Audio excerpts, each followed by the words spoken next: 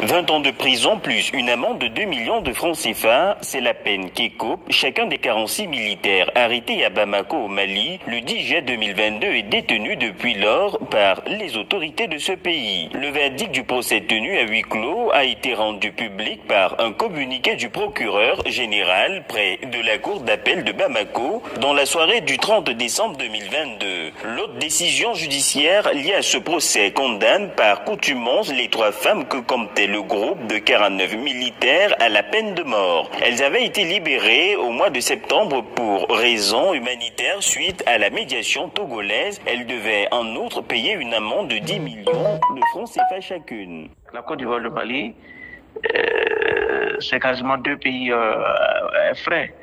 Aussi bien de part et d'autre, les intérêts sont divergents et mutuels.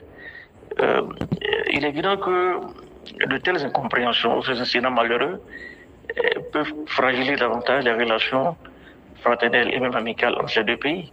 Et nous espérons que le politique pourra également intervenir dans le domaine du judiciaire, d'autant plus que les 2 parties sont déjà convenues par rapport à une issue heureuse par rapport à cette crise. Selon la justice malienne, ces militaires ivoiriens sont accusés d'association de malfaiteurs, attentats et complots contre le gouvernement, atteinte à la sûreté extérieure de l'État, détention, port et transport d'armes et de munitions de guerre, entre autres. Le verdict au thème du procès contraste avec les déclarations des 2 parties faites à l'issue d'une réunion qui s'est tenue le 22 décembre à Bamako. Au cours de cette rencontre, une délégation ministérielle ivoirienne signait avec les autorités maliennes et en présence du médiateur togolais un accord actant la libération des 46 militaires.